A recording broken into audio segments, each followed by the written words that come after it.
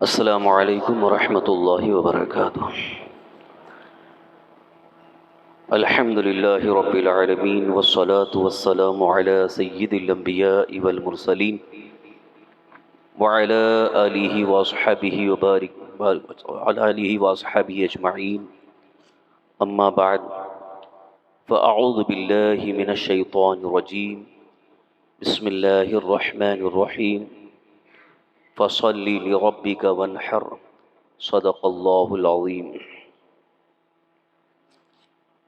حصول برکت کے لیے ایک مرتبہ بڑے ہی ادب و احترام اور خلوص و محبت کے ساتھ درود شریف کا نذرانہ پیش کر لیں۔ اللہم صلی وسلم علی سیدنا مولانا محمد معدن الجود والکرم وعلی آلہ واصحابہ وبارک وسلم، صلاۃ و سلاما علیک یا رسول اللہ، صلاۃ و سلاما علیک یا حبیب اللہ۔ حضرات محترم، جیسا کہ ہم نے کل بھی اعلان کیا تھا کہ آج کے اس درس حدیث کو قربانی کے مسائل کے لیے مخصوص کریں گے، فضائل اور مسائل احکام بیان کیے جائیں گے۔ قربانی کیا ہے اور قربانی کیوں کی جاتی ہے، قربانی کرنے سے ہمیں کیا ثواب ہے، کتنا ثواب ہے، یہ چند حدیثیں اللہ کے رسول صلی اللہ تعالی وسلم کی آپ کے سامنے پیش کرنے کی سعادت حاصل کر رہا ہوں، اس پر توجہ کریں۔ سب سے پہلے قرآن کریم میں جو اللہ تعالیٰ کا فرمان ہے، اس کا بھی ترجمہ آپ سن لیں۔ سورہ کوثر کی آیت ہے، فَصَلِّ لِرَبِّكَ وَانْحَرْ، اپنے رب کے لیے نماز پڑھیے اور قربانی کیجیے۔ قربانی کرنے کا حکم اللہ تعالیٰ کی طرف سے ہے۔ اب کس پر حکم ہے، کس کے لیے واجب ہے، اس کے متعلق حدیثوں کی روشنی میں ہمارے اکابر علماء فقہا نے جو بیان کیا ہے، اس کا ایک خلاصہ عرض کر رہا ہوں۔ حدیث پاک ملاحظہ کریں، حضرت امام ابو داؤد اور ترمذی ابن ماجہ میں سیدتنا ام المؤمنین عائشہ صدیقہ رضی اللہ تعالیٰ سے روایت، حضور اقدس صلی اللہ تعالی وسلم نے ارشاد فرمایا، یوم النحر یعنی 10ویں ذی الحجہ میں ابن آدم کا کوئی عمل اللہ تعالیٰ کے نزدیک قربانی کرنے سے زیادہ پیارا نہیں ہے،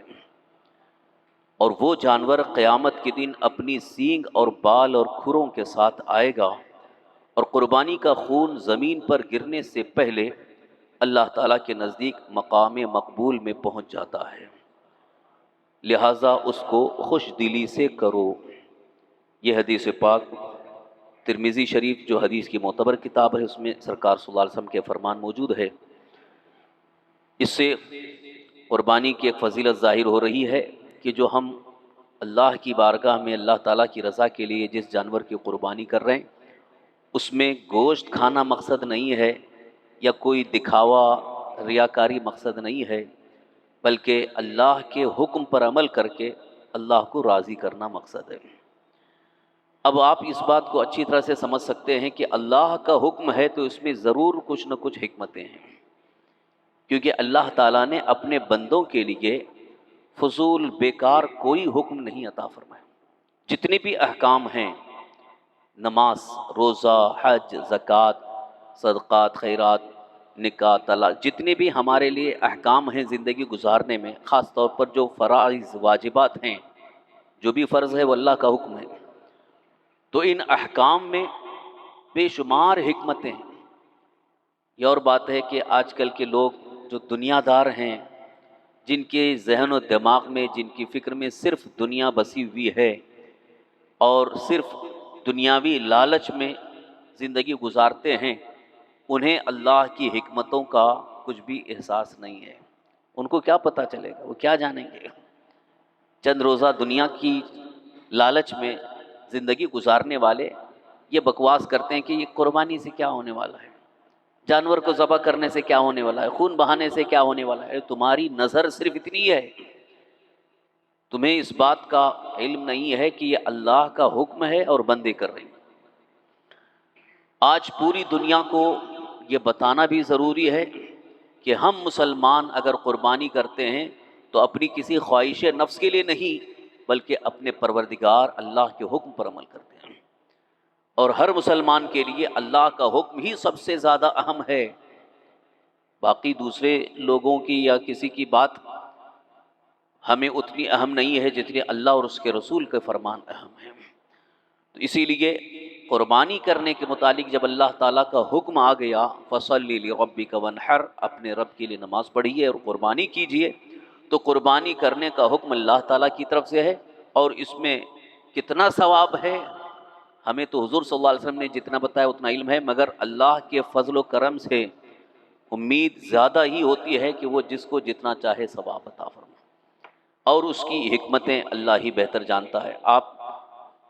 اس کو بھی ذہن میں رکھیں کہ قربانی ایک طرح سے ایک یادگار بھی ہے۔ اصل میں اللہ تعالیٰ نے حضرت سیدنا ابراہیم علیہ السلام کا امتحان لینے کے لیے، ان کی آزمائش کے لیے ان کے بیٹے حضرت اسماعیل کی قربانی کا حکم فرمایا۔ آج ہم ایک جانور کی قربانی کے لیے پس و پیش میں ہیں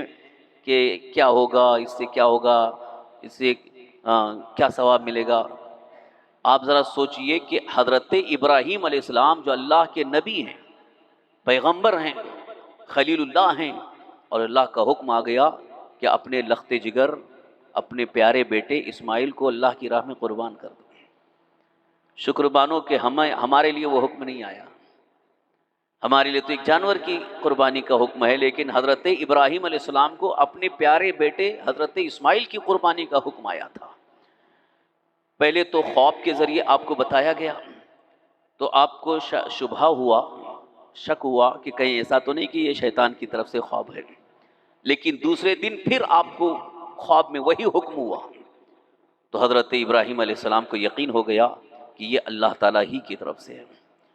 اور نبی کا خواب سچا ہوتا ہے، نبی کو خواب میں بھی جو حکم ہوتا ہے وہ اللہ تعالیٰ ہی کی طرف سے ہوتا ہے، لہذا شیطان ان کو گمراہ نہیں کر سکتا ہے۔ تو حضرت ابراہیم علیہ السلام کو جب اللہ تعالیٰ کا حکم ہو گیا کہ اپنے بیٹے اسماعیل کو ذبح کرنا ہے، قربانی کرنی ہے، اب سوچئے کہ کتنا بڑا امتحان ہے، کیونکہ حضرت ابراہیم علیہ السلام کو اولاد نہیں تھی۔ اولاد کے لیے آپ نے کتنی دعائیں کی، تقریباً 90 سال کی عمر کے قریب آپ کو اولاد حاصل ہوئی۔ حضرت اسماعیل علیہ السلام جو پیدا ہوئے تو وہ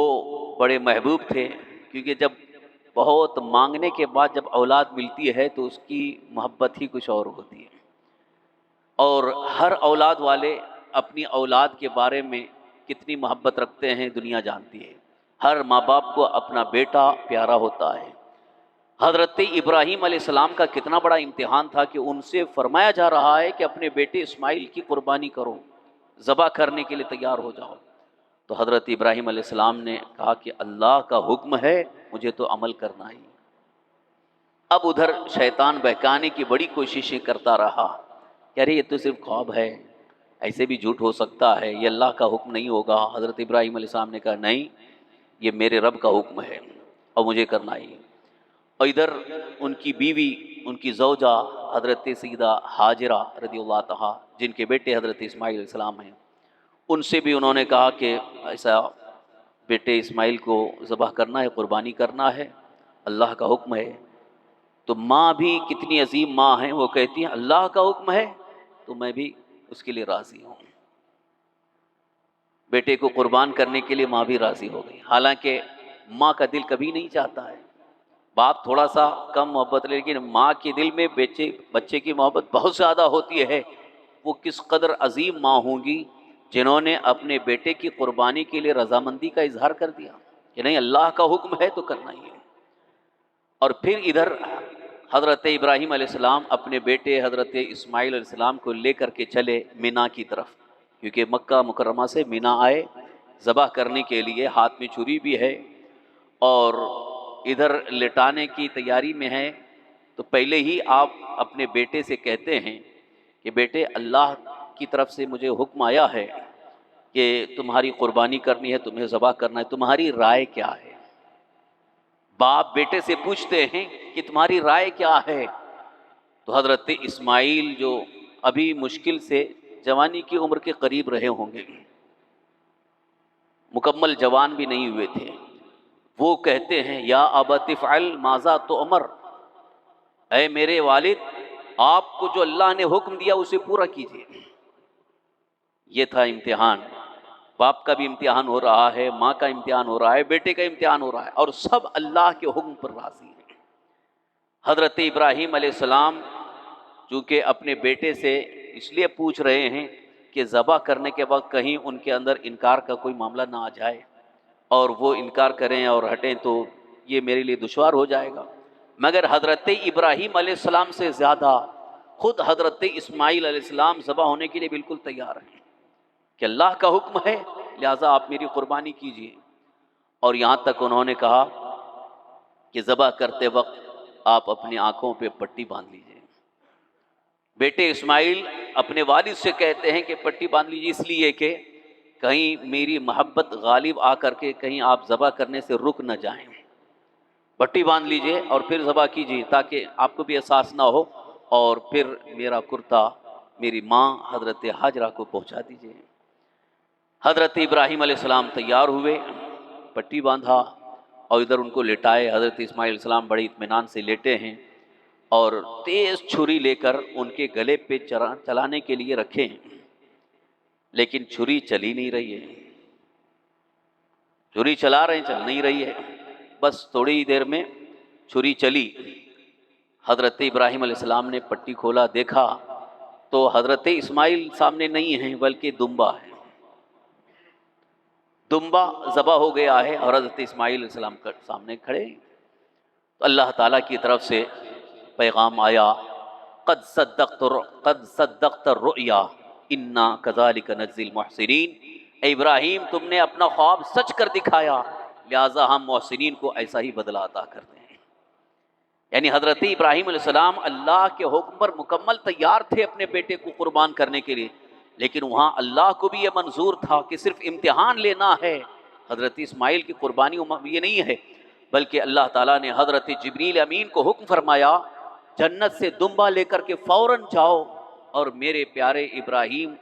امتحان میں کامیاب ہو چکے ہیں لہٰذا ان کے لخت جگر اسماعیل کو ہٹاؤ اور دمبا لٹاؤ۔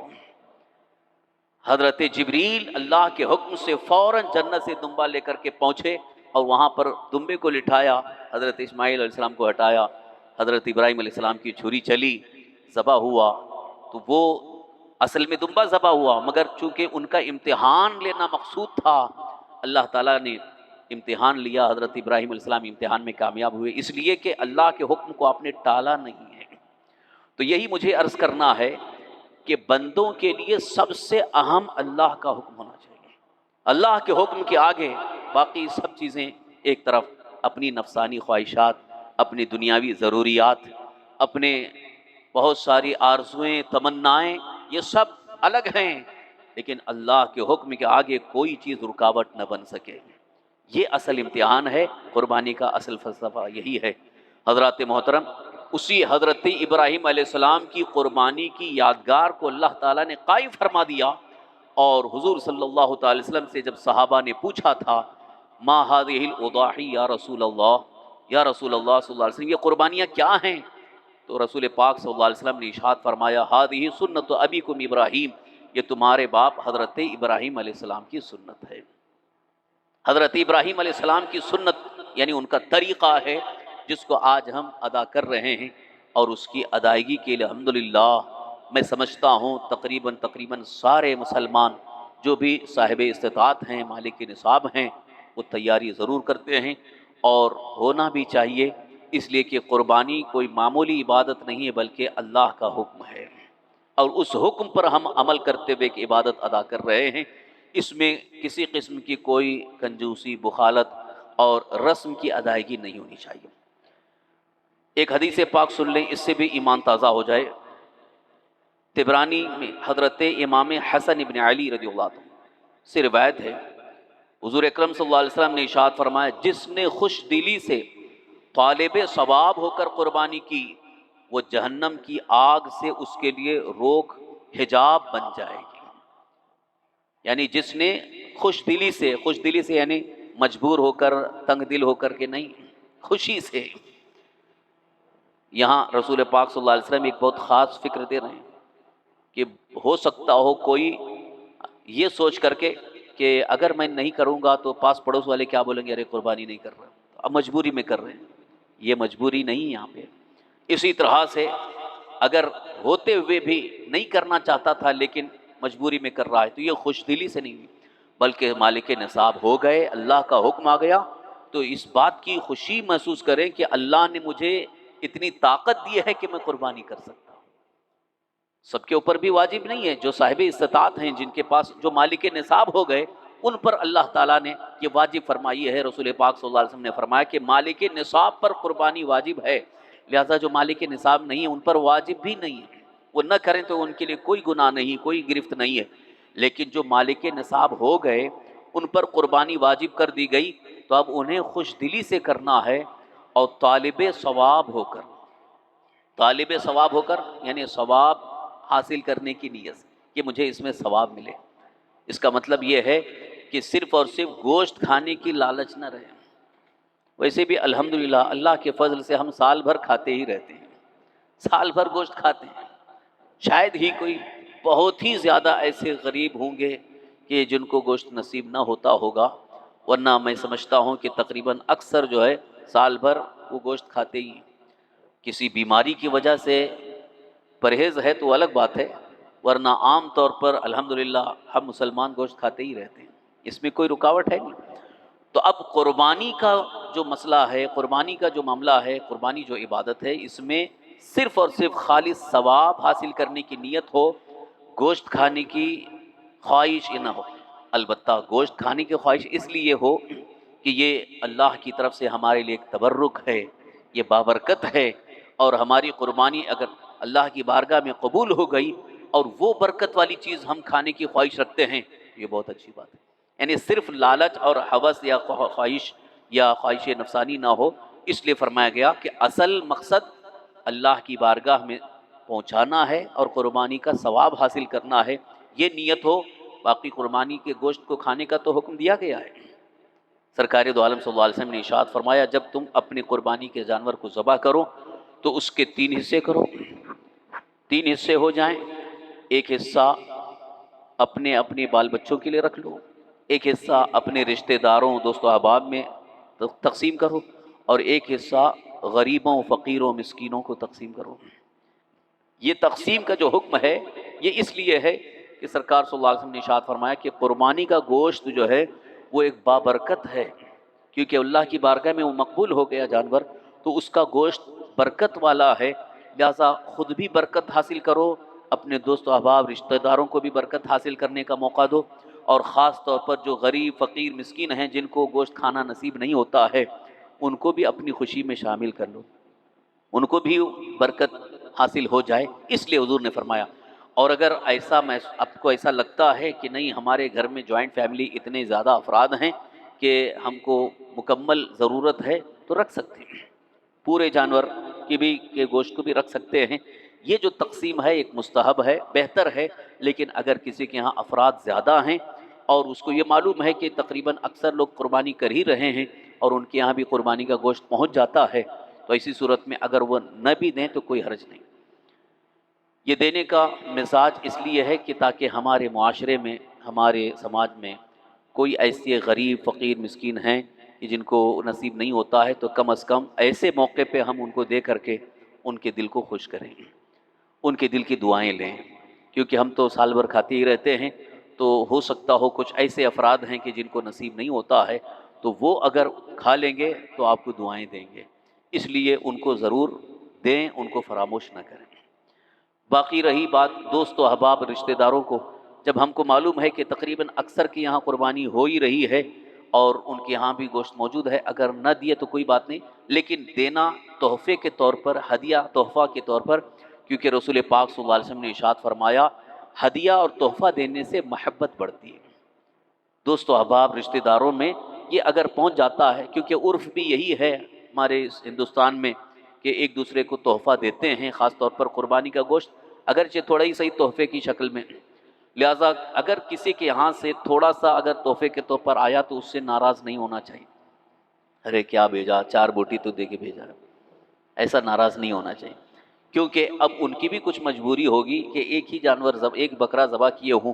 اور وہ تقسیم کرتے رہیں، دوست و احباب ہیں تو سب تو تقسیم ہی ہو جائے گا، تو ایک حصے میں اگر وہ دے رہے ہیں تو اس میں ہم کو ناراض نہیں ہونا چاہیے کہ اتنا کم دے کے بھیجے، اس سے کیا ہونے والا۔ اگر ایک بوٹی بھی آ گئی، وہ ایک ہدیہ ہے، تحفہ ہے، اس کو بھی خوش دلی سے لے لیں اور ان کے حق میں دعائیں کریں۔ یہ تحفہ اور ہدیہ دوست و احباب اور رشتہ داروں کے لیے بہتر ہے۔ اس حدیث پاک ہی پر میں مسائل کا ذکر شروع کروں گا، دو ہی حدیثیں ابھی میں نے عرض کی ہیں، انشاءاللہ پھر موقع ملا تو عرض کروں گا۔ اس حدیث کا جو آخری حصہ ہے اس کو بھی آپ ذہن میں رکھیں کہ حضور صلی اللہ علیہ وسلم نے کیا فرمایا، جس بندے مومن نے خوش دلی سے ثواب حاصل کرنے کی نیت سے قربانی کی، اس کے لیے وہ قربانی جہنم سے رکاوٹ بن جائے گی، یعنی اس بندے کو جہنم میں جانے نہیں دے گی۔ قربانی اتنی عظیم عبادت ہے، رسول پاک صلی اللہ علیہ وسلم ارشاد فرما رہے ہیں، لہٰذا فرمان رسول صلی اللہ تعالی وسلم کی روشنی میں قربانی ہمارے لیے ایک بڑی ہی بہترین، بڑی عظیم عبادت ہے، اس کو خوش دلی سے کرنے کی کوشش کریں۔ یہاں پر ایک بات ضرور عرض کروں گا، کیونکہ آج جو دنیا میں جو ماحول چل رہا ہے، دکھاوے کا ماحول زیادہ چلتا ہے، شو شائننگ جسے کہتے ہیں، دکھاوا، اس کو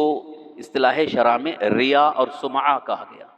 ریا اور سمعہ کو سخت ناپسند کیا گیا۔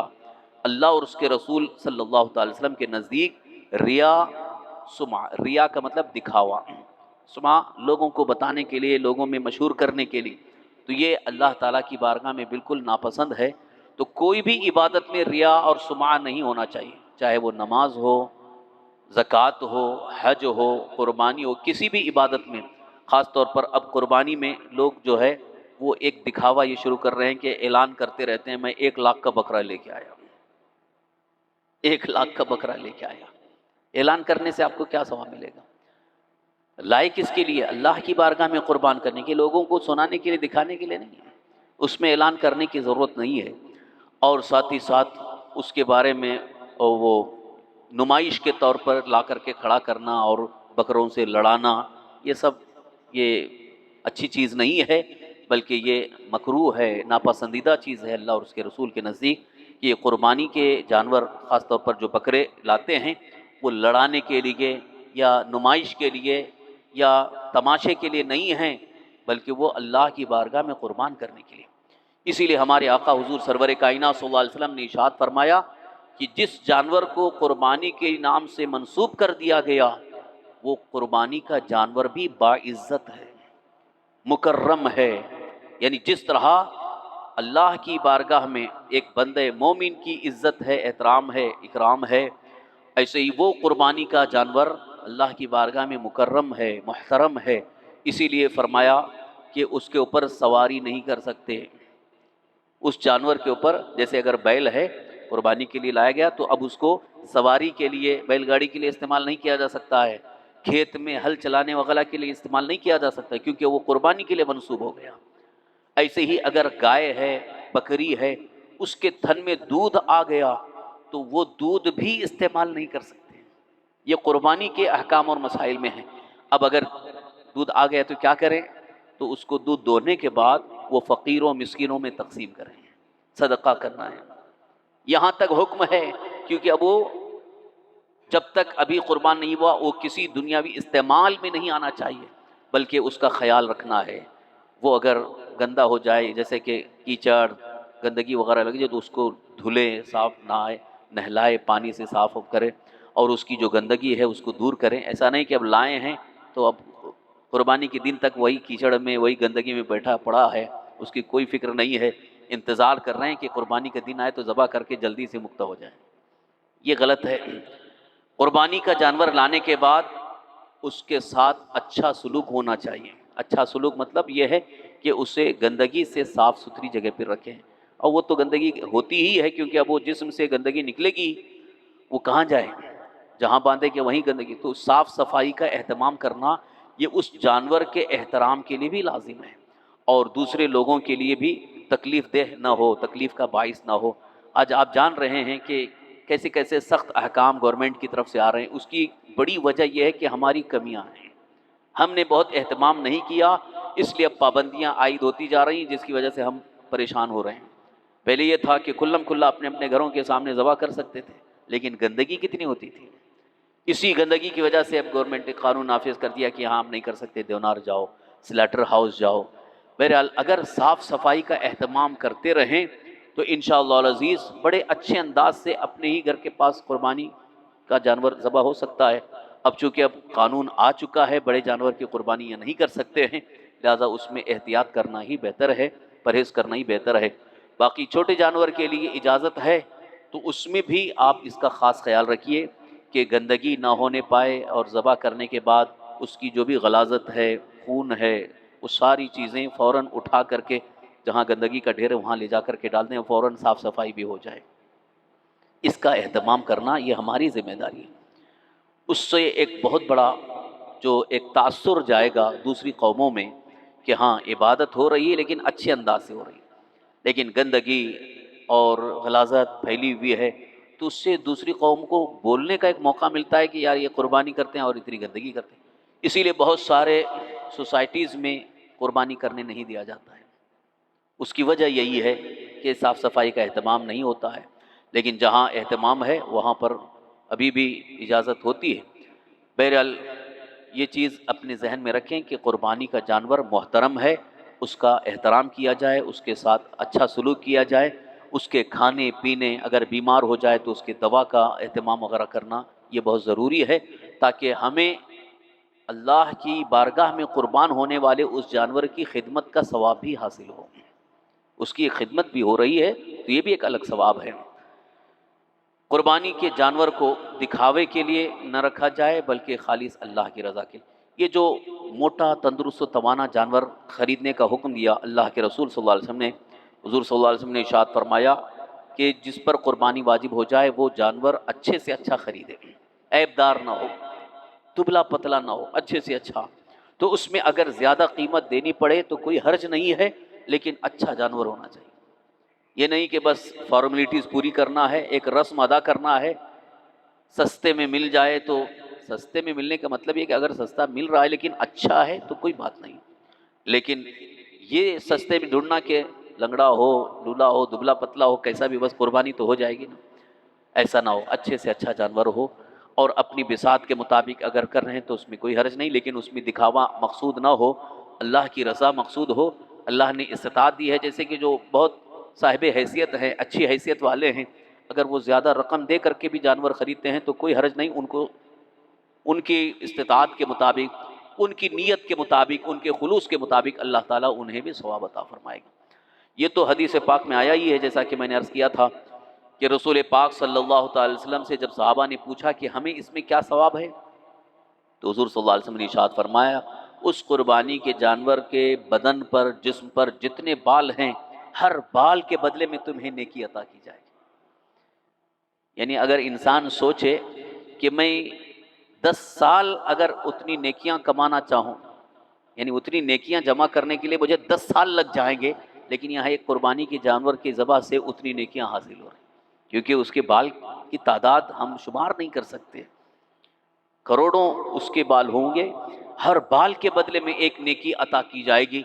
لہٰذا یہ نیکی حاصل کرنے، ثواب حاصل کرنے کا ایک بہتر ذریعہ بھی ہے اور ایک عظیم عبادت بھی ہے۔ اب آئیے قربانی کے متعلق جو مسائل ہیں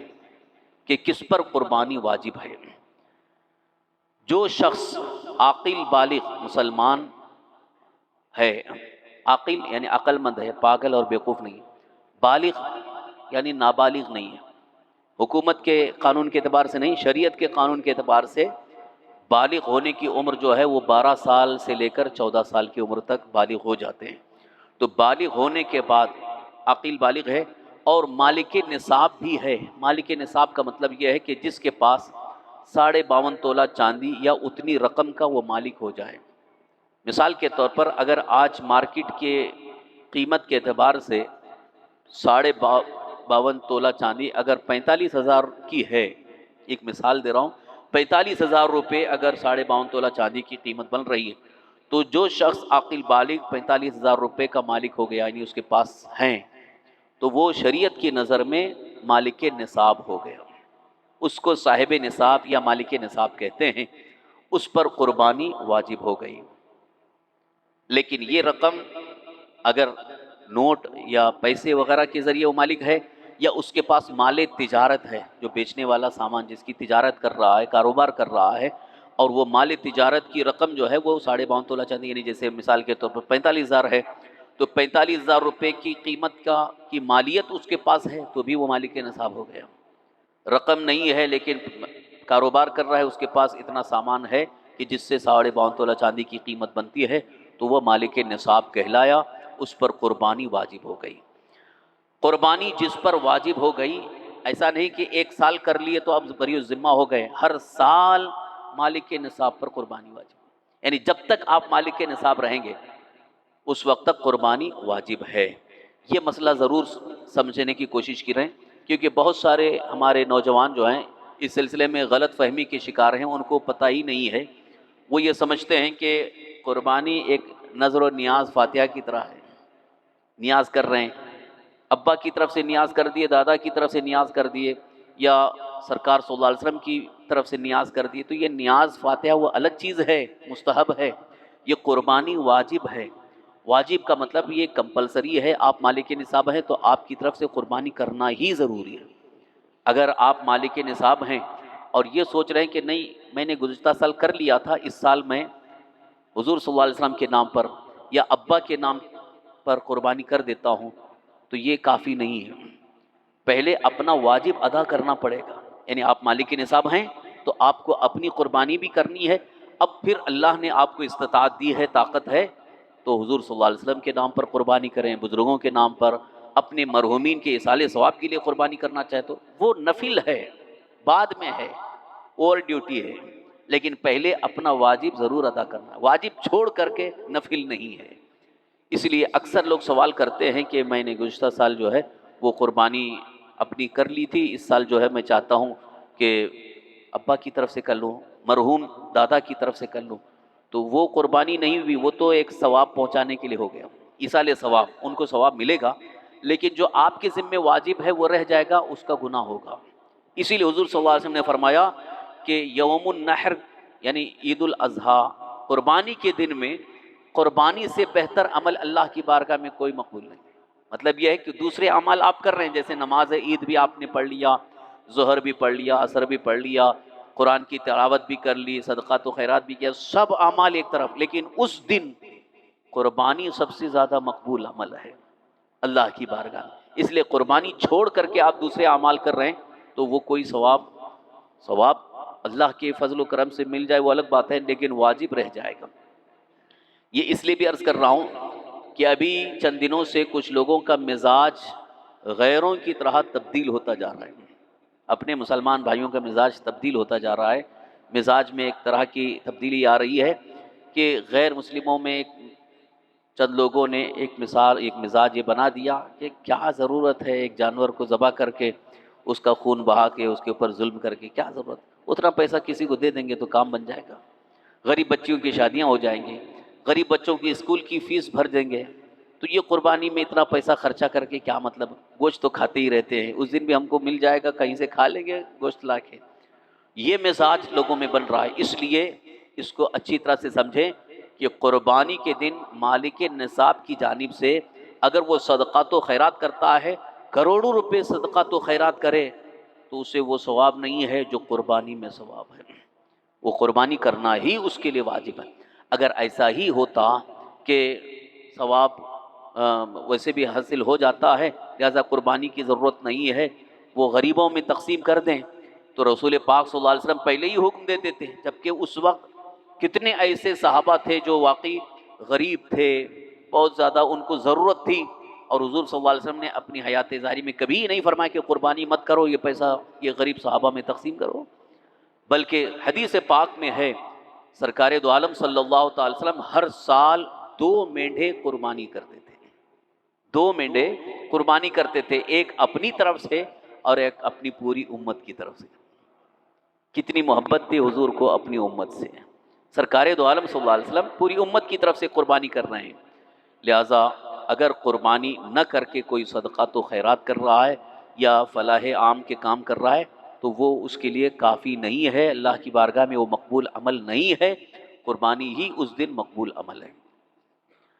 اب یہاں ایک اہم مسئلہ، ابھی جو حدیث میں نے آپ کے سامنے پیش کی ہے اسی کے متعلق بڑا اہم مسئلہ ہے، اس میں بھی کافی لوگوں کو کنفیوژن ہے، اس لیے اس کو بہت سنجیدگی کے ساتھ بہت غور سے سنیے۔ ابھی حال ہی میں ایک فرقے نے، جو کہ باطل فرقہ ہے، یہ بات اٹھائی ہے کہ قربانی کے لیے جیسے گھر میں اگر 8 افراد ہیں، 10 افراد ہیں، اور سب کی طرف سے قربانی کرنا کوئی ضروری نہیں ہے، ایک جانور لے آؤ اور سب کی طرف سے ہو جائے گی، یعنی سب کے لیے الگ الگ جانور لانے کی ضرورت نہیں ہے، ایک ہی بکرا لے لیں گے اور اسی میں سب کی طرف سے قربانی ہو جائے گی۔ مطلب آج شارٹ کٹ میں جو ہے واجب ادا کرنے کا سلسلہ شروع کر رہے ہیں۔ اب یہ کون سی جماعت ہے آپ کو معلوم ہے؟ یہ کون سا فرقہ ہے؟ یہ کون سی جماعت ہے جو ایمان سے کٹے ہوئے ہیں، جن کا رشتہ ایمانی کٹ چکا ہے اور ابھی تک ان کو پتہ نہیں ہے کہ ہمارا رشتہ ایمان باقی بھی ہے کہ نہیں؟ یہ قربانی اور دیگر مسائل میں بحثیں کر رہے ہیں۔ تراویح کی نماز 20 رکعت نہیں ہے، 8 رکعت ہے۔ یہ وہی لوگ ہیں جنہوں نے ابھی یہ مسئلہ مشہور کر دیا کہ حدیث میں آئے، کیونکہ وہ حدیث پر عمل کا دعویٰ کرتے ہیں کہ ہم صرف حدیث پر عمل کرتے ہیں، تو ان کا یہ کہنا ہے کہ ایک ہی بکرے سے پورے گھر والوں کی قربانی ہو سکتی ہے۔ اور شاید آپ کو یاد ہوگا کہ یہی مسئلہ اس بیوقوف ڈاکٹر نائک نے بھی پیش کیا تھا، جو آج بھگوڑا بھاگ گیا ہے۔ اس نے بھی یہ مسئلہ پیش کیا تھا کہ ایک بکرا، ایک بکری آپ خرید لو اور اسی سے گھر میں جتنے ہیں سب کی طرف سے قربانی ہو جائے گی۔ اگر 5 افراد مالک نصاب ہیں تو سب کی طرف سے کرنے کی ضرورت نہیں، ایک ہی طرف سے ہو جائے گی۔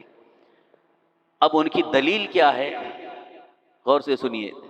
اگر آپ اس پر غور کریں گے تو خود ہی آپ کو ہنسی آئے گی۔ دلیل ایسی بناتے ہیں کہ امت کو بیوقوف بنانے کے لیے، مسلمانوں کو بیوقوف بنانے کے لیے انہوں نے دلیل پیش کیا کہ دیکھو اللہ کے رسول صلی اللہ علیہ وسلم نے پوری امت کی طرف سے کر دیا نا، ایک بکرے میں، ایک جانور میں، ایک بکرے میں پوری امت کی طرف سے حضور نے کیا ہے، تو لہٰذا ایک بکرے سے پورے گھر والوں کی قربانی ہو سکتی ہے۔ کیا ضرورت ہے 4 5 بکرے لانے کی؟ ایک ہی بکرا لے آؤ اور گھر میں جتنے بھی ہیں سب کی طرف سے ہو جائے گی۔ یہ دلیل ان کی ہے، مگر اتنے بڑے بیوقوف ہیں، ان کو اتنا بھی پتہ نہیں ہے کہ سرکار دو عالم صلی اللہ علیہ وسلم نے ایک بکرے سے جو پوری امت کی طرف سے کیا، لیکن خود اپنی طرف سے بھی تو ایک کیا ہے۔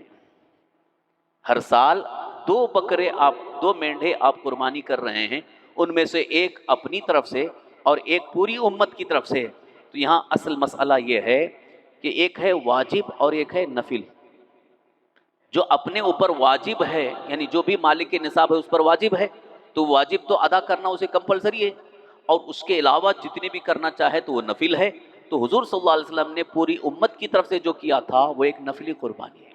تو آپ ویسے ہی کرنا چاہیں نفلی قربانی، تو ایک اپنا واجب اور ایک آپ پوری امت کی طرف سے، اللہ کے رسول صلی اللہ علیہ وسلم کی طرف سے، سارے صحابہ کی طرف سے، سب کی طرف سے کیجئے، سب کو ثواب ملے گا، لیکن اپنا واجب چھوڑ کر کے نہیں۔ لہٰذا اسی ضمن میں یہ بھی مسئلہ ہے کہ اگر ایک گھر کے اندر 5 افراد ہیں اور پانچوں کماتے ہیں، سب کا کاروبار الگ ہے لیکن جوائنٹ فیملی میں ساتھ میں رہ رہے ہیں، اپنا کماتے ہیں، کاروبار بھی کر رہے ہیں، جاب کر رہے ہیں، اور سب کا اپنا اپنا خود کا بینک بیلنس بھی ہے، خود ان کے پاس اتنی مالیت ہے کہ جس سے وہ مالک نصاب ہے، تو اب ایک بکرے سے سب کی قربانی نہیں ہوگی، کیونکہ 5 افراد ہیں تو پانچوں مالک نصاب ہیں، تو پانچوں کی طرف سے قربانی ہوگی۔ یہ اور بات ہے کہ عام طور پر سسٹم یہاں یہ بنا ہوا ہے کہ ایک کی طرف سے ایک بکرا لے آتے ہیں اور باقی جو ہے وہ بڑے جانور میں حصہ لے لیتے ہیں۔ بہرحال واجب تو ادا ہو رہا ہے وہاں بھی، تو بڑے جانور میں اگر حصہ لے رہے ہیں تو بھی قربانی ادا ہو جائے گی، لیکن ایک جانور یعنی ایک بکرا اگر لیے ہیں تو اس میں صرف ایک ہی کی طرف سے قربانی ہوگی، سب کی طرف سے نہیں قربانی ہوگی۔ یہ اچھی طرح سے یاد رکھیے۔ اگر ایسا ہوتا کہ سب کی طرف سے نہیں ہے تو پھر حضور صلی اللہ تعالی وسلم کی زمانے پاک میں خود حضور صلی اللہ علیہ وسلم کی طرف سے قربانی ہو رہی ہے، اور آپ کی لخت جگر حضرت سیدہ فاطمہ رضی اللہ عنہا کی طرف سے قربانی ہو رہی ہے، ازواج مطہرات کی طرف سے قربانی ہو رہی ہے، تو حضور کو یہ کہنا چاہیے کہ میں نے ایک کر دیا سب کی طرف سے ہو گیا۔ ایسا نہیں، حدیث پاک میں ہے کہ حضور صلی اللہ علیہ وسلم کی طرف سے بھی قربانی ہو رہی ہے، اور ان کی بیٹی حضرت سیدہ فاطمہ الزہرا رضی اللہ عنہا کی طرف سے قربانی ہو رہی ہے، ان کی ازواج مطہرات حضرت ماں عائشہ صدیقہ رضی اللہ تعالیٰ ام المومنین ممینہ رضی اللہ تعالیٰ سب کی طرف سے قربانی ہو رہی ہے، یہ حدیث پاک میں مذکور ہے۔ لہٰذا یاد رکھیے، ایک گھر کے اندر اگر کئی افراد ہیں اور سب مالک نصاب ہیں تو ایک بکرے سے قربانی نہیں ہوگی۔ البتہ اگر ایسی سچویشن ہے کہ ایک گھر میں جو جوائنٹ فیملی میں جیسے والد صاحب ہیں اور باقی سب لڑکے کماتے ہیں، مگر کما کر کے وہ اپنے والد ہی کو دیتے ہیں یا والدہ کے پاس جمع کرتے ہیں، ان کے پاس خود کچھ نہیں رہتا ہے سوائے خرچ کے، جیسا کہ تھوڑا بہت خرچ کے لیے لے لیتے ہیں اور باقی جو بھی پیسہ آیا وہ ابا کے پاس جمع ہو جاتا ہے۔ ایسا بھی جوائنٹ فیملی میں چلتا ہے، بہت سارے گھروں میں ایسا سسٹم ہے کہ ابھی ابا موجود ہیں، والد صاحب حیات میں ہیں، تو جتنے بھی بچے کاروبار کر رہے ہیں وہ سب کمائے ہوئے جو بھی رقم حاصل ہوئی یا جاب کر رہے ہیں، نوکری کر رہے ہیں، تو ان کو جو سیلری ملی وہ لا کر کے والد یا والدہ کے پاس دے دیتے ہیں، خرچ کے لیے مہینہ بھر جو خرچ کا ہے وہ لے لیتے ہیں۔ تو خرچ کا کتنا ہوگا؟ زیادہ سے زیادہ 8-10 ہزار روپے لے لیں، تو اس سے وہ مالک نصاب نہیں ہوئے۔ تو اس صورت میں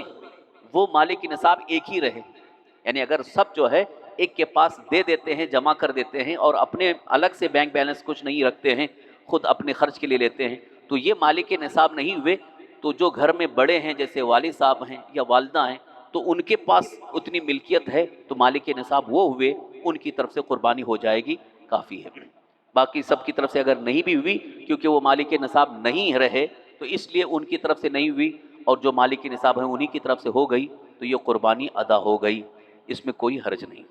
تو وہ لوگ جو بول رہے ہیں کہ ایک ہی بکرے سے گھر والوں کی طرف سے ہو جائے گی تو وہ شاید ہو سکتا ہو اسی بنیاد پر کہہ رہے ہوں، اور اگر یہ نہیں ہے کہ سب مالک نصاب ہیں تب بھی ایک ہی جانور سے ہوگی تو وہ غلط ہے۔ اگر گھر میں ایک ہی مالک نصاب ہیں اور رہنے والے کئی افراد ہیں تو ایک ہی کی طرف سے قربانی ہو گئی تو ہو جائے گی۔ قربانی کے متعلق اور کچھ ضروری اہم مسائل ہیں، انشاءاللہ پھر موقع ملے تو عرض کریں گے، خاص طور پر قربانی کے جانور کے حوالے سے، بس کیونکہ ابھی سے خریداری کا سلسلہ شروع ہو گیا ہے، اس لیے بس یہ عرض کرنا چاہتا ہوں کہ قربانی کا جانور کیسا ہونا چاہیے۔ پہلی بات تو یہ ہے کہ اچھا ہو، دیکھنے میں خوبصورت اچھا لگے، تندرست ہو، توانا ہو، موٹا تندرست ہو، اس کے بدن میں اچھا گوشت بھی ہو اور کوئی عیب نہ ہو۔ عیب نہ ہونا مطلب جیسے کان پورا کٹا ہوا ہے یا لنگڑا ہے، ایک پیر ہی ٹوٹا ہوا ہے، یا ناک کٹی ہوئی ہے، یا آنکھ اس کی ایک ضائع ہو گئی ہے، اندھا ہے، دونوں آنکھ نہیں ہے، یا کانا ہے، ایک آنکھ ضائع ہو چکی ہے، یہ سب عیب میں شمار ہیں اور ایسا عیبی جانور قربانی کے لیے جائز نہیں ہے، اس کی قربانی نہیں ہوگی۔ قربانی کے لیے بے عیب ہونا چاہیے۔ ہاں اگر معمولی سا عیب پیدا ہو گیا، سینگ جو جیسے اکثر جو بکرے ہوتے ہیں ان کا کبھی کبھی سینگ ٹوٹا رہتا ہے، اگر اوپر کا صرف نوک تھوڑا سا ٹوٹا ہوا ہے تو اس میں کوئی حرج نہیں، ہو جائے گی، قربانی ہو جائے گی۔ لیکن اگر تہائی سے زیادہ ٹوٹا ہوا ہے، تہائی مطلب جیسے اگر سینگ نکلا ہے اس کے 3 حصے کر رہے ہیں، ایک حصہ اتنا ٹوٹا ہوا ہے تو یہ عیب میں شمار ہوگا اور اس کی قربانی جائز نہیں ہے۔ تو سینگ ٹوٹا ہونا یہ بھی عیب میں شمار ہے، لیکن اگر معمولی سی تھوڑا سا، کیونکہ کبھی کبھی وہ گاڑی میں لانے میں، اٹھانے اور رکھنے میں بھی وہ جانور کا سینگ تھوڑا سا نوک ٹوٹ جاتا ہے، اس میں کوئی حرج نہیں ہے۔ دانت اگر مکمل دانت نہیں ہے تو یہ بھی عیب میں شمار ہے، اس کی بھی قربانی نہیں ہوگی۔ بکری اگر اس کے تھن ہیں تو تھن کٹے ہوئے ہیں تو بھی وہ عیب میں شمار ہے، اس کی بھی قربانی نہیں ہوگی۔ لنگڑا ہونا، اتنا لنگڑا کہ وہ چل نہیں پاتا ہے تو وہ بھی عیب میں شمار ہے، لیکن ہلکا سا اس کو پیر میں کچھ چوٹ آ گئی، جیسے کہ ٹرک سے اتارنے چڑھانے میں بھی کبھی کبھی وہ تکلیف ہو جاتی ہے جانور کو، تو چلتا ہے لیکن تھوڑا سا لچک کر کے چل رہا ہے تو اس میں کوئی حرج نہیں، قربانی اس کی ہو جائے گی۔ مکمل لنگڑا ہے کہ وہ چل ہی نہیں پاتا ہے تو وہ عیب میں شمار ہوگا۔ تو یہ خاص عیوب ہیں جن کو بیان کیا گیا، اس کو نظر میں رکھیے، جب بھی جانور کا خریدنے کا معاملہ ہو تو آپ اچھے سے اچھے بے عیب جانور کو ہی خریدنے کی کوشش کریں۔ بکرا 1 سال کا مکمل ہونا چاہیے، جانور بے عیب ہونا چاہیے۔ اب عمر بھی جانور کی کتنی ہونی چاہیے؟ بکرا، بکری، بھیڑ، دمبا، یہ جو چھوٹے جانور ہیں یہ کم سے کم 1 سال کا ہونا چاہیے۔ 1 سال سے 1 دن بھی اگر کم ہے تو اس کی قربانی جائز نہیں ہے، وہ قربانی نہیں ہو سکتی۔ اس لیے ابھی آج کل چونکہ اب ہم مارکیٹ میں جاتے ہیں خریدنے کے لیے، ہم کو تو پتہ نہیں کہ یہ کتنے اس کی عمر کیا ہے، ایک دن کم ہے، 2 دن کم ہے، کیونکہ بیچنے والے تو ان کو بیچنا ہے، پیسہ کمانا ہے، وہ کچھ بھی بولتے ہیں۔ لیکن اگر جو ماہرین ہیں، جانتے ہیں، جو جانوروں کے متعلق معلومات زیادہ رکھتے ہیں، جیسا کہ دانت سے معلوم پڑتے ہیں کہ 2 دانت کا ہے، تو اگر ہم کو کسی ماہر کے ذریعے معلوم ہو رہا ہے کہ یہ 1 سال کا ہے تو خرید سکتے ہیں، اور اگر ماہرین سے معلوم ہو جائے کہ نہیں 1 سال کا نہیں، یہ کم ہے، تو اس کو ہرگز ہرگز نہ لیں، خریدیں نہیں، اس کی قربانی نہیں ہوگی۔ اسی طرح سے بڑا جانور یعنی بیل، بھینس، گائے وغیرہ، ان کی عمر جو ہے وہ 2 سال کا ہونا چاہیے، کم سے کم 2 سال کا ہو۔ اور اونٹ کے لیے یہاں تو کم قربانی ہوتی ہے، ہوتی بھی نہیں ہے، اونٹ 5 سال کا ہونا چاہیے، اونٹ کی بھی قربانی ہو سکتی ہے۔ اور کون کون سے جانور قربانی کیے جا سکتے ہیں؟ جیسے اونٹ ہے، بیل، گائے، بھینس، اور چھوٹے جانوروں میں بکرا، بکری، دمبا، بھیڑ وغیرہ۔ لیکن بھیڑ جو ہوتا ہے، جس کو بھیڑ کہتے ہیں، وہ دیکھنے میں موٹا، تندرست و توانا ہے۔ اگر 1 سال سے کم بھی ہے، جیسے 6-7 مہینے کا ہے لیکن دیکھنے میں موٹا، تندرست، توانا، سال بھر کا دکھتا ہے، تو اس کی قربانی جائز ہے۔ یہ صرف بھیڑ کے لیے یہ حکم ہے، باقی جو بکرا بکری ہے اس میں 1 سال سے کم نہیں چلے گا، اس کی قربانی نہیں۔ ابھی ایک مسئلہ جو عام طور پر یہاں لوگوں میں مشہور ہے کہ خصی کی قربانی نہیں ہو سکتی۔ بعض لوگوں نے مشہور کر دیا، خاص طور پر یہ بوری فرقے کی طرف سے ہے، کہ وہ خصی کی قربانی نہیں کرتے ہیں، بلکہ جو غیر خصی ہوتا ہے، جس کو یہاں کی زبان میں شاید انڈل بولتے ہیں، وہ ان کے نزدیک اسی کی قربانی ہو سکتی ہے، خصی کی قربانی نہیں کرتے ہیں۔ حالانکہ فقہ کے اعتبار سے، شریعت کے حکم کے اعتبار سے خصی کی قربانی زیادہ بہتر ہے، یعنی اس کی قربانی بھی صحیح ہے، درست ہے، بلکہ اسی کی قربانی زیادہ افضل ہے، کیونکہ وہ جو ہے غیر خصی،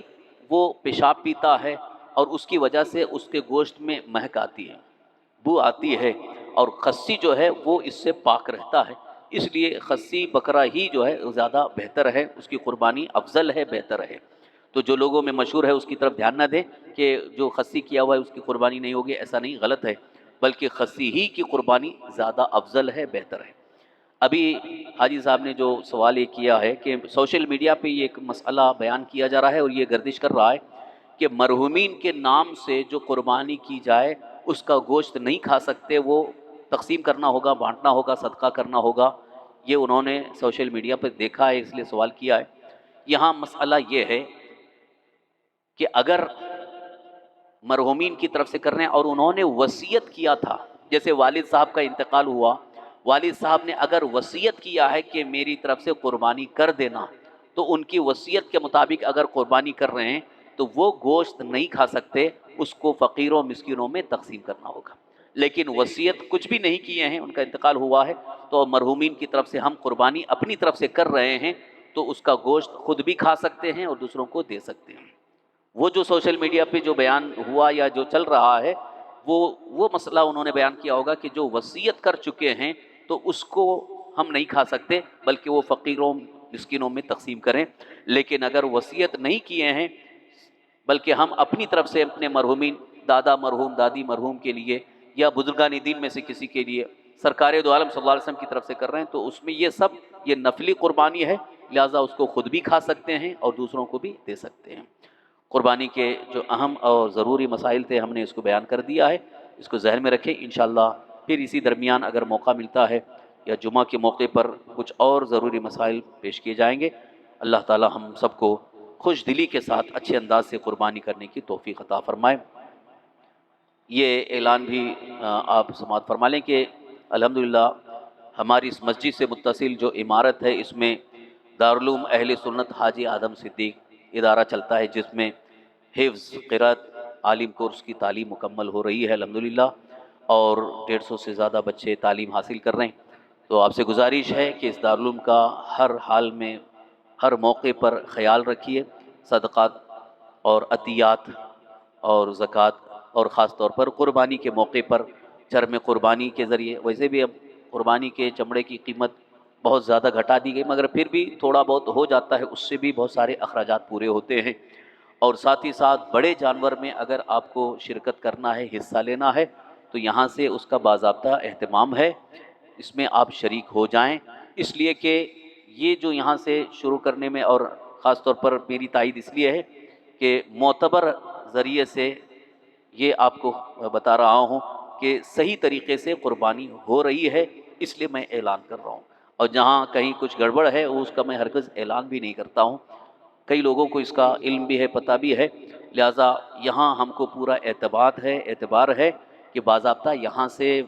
اڑیسہ اور بنگال وغیرہ میں جا کر کے بڑے جانور کی قربانی کی جاتی ہے، اور جتنے بھی شریک ہیں تقریباً سب کی قربانی وہاں ہو جاتی ہے۔ اس لیے معتمد ادارہ ہے، اس میں آپ شرکت کے لیے حصہ لے لیں، انشاءاللہ العزیز آپ کی طرف سے قربانی صحیح طریقے سے ادا ہو جائے گی۔ ساتھ ہی ساتھ دارالعلوم کا خیال بھی رکھیں۔ دعا کے لیے بسم اللہ الرحمن الرحیم، الحمدللہ رب العالمین، حمدا یوافی نعمہ ویکافی مزیدہ، اللہم صلی وسلم علی سیدنا مولانا محمد معدن الجود والکرم وعلی آلہ واصحابہ بارک وسلم، صلاۃ و سلاما علیک یا رسول اللہ صلی اللہ تعالی وسلم۔ یا اللہ یا رحمان یا رحیم یا قادر یا حی یا قیوم یا حنان یا منان یا ذا الجلال والاکرام یا بدیع السماوات والارض یا الہ العالمین یا رحم الراحمین، جو کچھ بھی ہم نے قرآن کریم احادیث کریمہ کی روشنی میں احکام شرع مسائل شرعیہ بیان کیا، مولا اس میں جو بھی خامی غلطی ہو اسے معاف فرما۔ یا اللہ اس محفل کو اپنی بارگاہ میں شرف قبولیت عطا فرما۔ یا اللہ اپنے حبیب صلی اللہ تعالی وسلم کے صدقے وسیلے سے ہم سب کی مغفرت فرما، ہمارے صغیرہ کبیرہ تمام گناہوں کو معاف فرما۔ یا اللہ تو کریم ہے، کرم فرما۔ یا اللہ تو رحیم ہے، رحم فرما۔ مولا ہم سب پر فضل فرما، کرم فرما، رحم فرما۔ جو بھی صاحب استطاعت ہیں، مالک نصاب ہیں، قربانی کا ارادہ رکھتے ہیں، اللہ قربانی کرنے میں جو بھی رکاوٹیں ہیں ان ساری رکاوٹوں کو دور فرما، ساری پریشانیوں کو دور فرما۔ یا اللہ ہماری ہر مشکل آسان فرما، تمام مصیبتوں کو دور فرما۔ یا اللہ ہمیں، ہماری اولاد کو، ہمارے گھر والوں کو، دوست و احباب، رشتہ داروں سب کو زمینی آسمانی ہر قسم کی آفت و بلا سے محفوظ فرما، تمام بیماریوں سے محفوظ فرما۔ یا اللہ یا رحمن الرحیم ہم میں جو بھی بیمار ہیں انہیں شفاء کاملہ عاجلہ، صحت و عافیت و تندرستی عطا فرما۔ یا اللہ ہم میں جو قرض دار ہیں انہیں قرض کے بوجھ سے نجات عطا فرما، قرض کی ادائیگی کے اسباب عطا فرما۔ جو اپنے بچوں اور بچیوں کے رشتے کے لیے بہت پریشان ہیں، یا اللہ ان کے لیے مناسب سنی صحیح العقیدہ بہتر رشتہ عطا فرما۔ یا اللہ جو کاروبار کر رہے ہیں، ہم میں تجارت کے میدان میں کوشش کر رہے ہیں، یا اللہ ان کی کوششوں کو کامیاب فرما، تجارت میں برکتیں عطا فرما۔ یا اللہ تجارت میں نقصان اور خسارے سے محفوظ فرما۔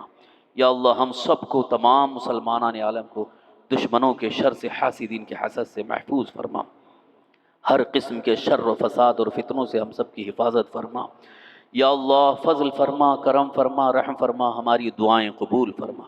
یا اللہ ہمیں اخلاص کے ساتھ، خوش دلی کے ساتھ نیکیاں کرنے، عبادت کرنے کی توفیق عطا فرما۔ یا اللہ ہمیں، ہماری اولاد کو، ہماری نسلوں کو ایمانی جذبہ عطا فرما، ایمان پر ثابت قدم رہنے کی توفیق عطا فرما، ایمان ہی پر خاتمہ نصیب فرما۔ اللہم ربنا آتنا فی الدنیا حسنۃ وفی الآخرۃ حسنۃ وقنا عذاب النار۔ ربنا تقبل منا انك انت السميع العليم وتب علينا انك انت التواب الرحيم۔ قال الله تبارك وتعالى في شان حبيبه الكريم، اعوذ بالله من الشيطان الرجيم، ان الله وملائكته يصلون على النبي يا ايها الذين امنوا صلوا عليه وسلموا تسليما۔ اللهم صل وسلم على سيدنا مولانا محمد معدن الجود والكرم وعلى آلہ واصحابہ بارک وسلم، صلاۃ و سلام علیک یا رسول اللہ صلی اللہ تعالی علیہ وسلم۔ سبحان ربک رب العزة عما یصفون وسلام علی المرسلین والحمد للہ رب العالمین۔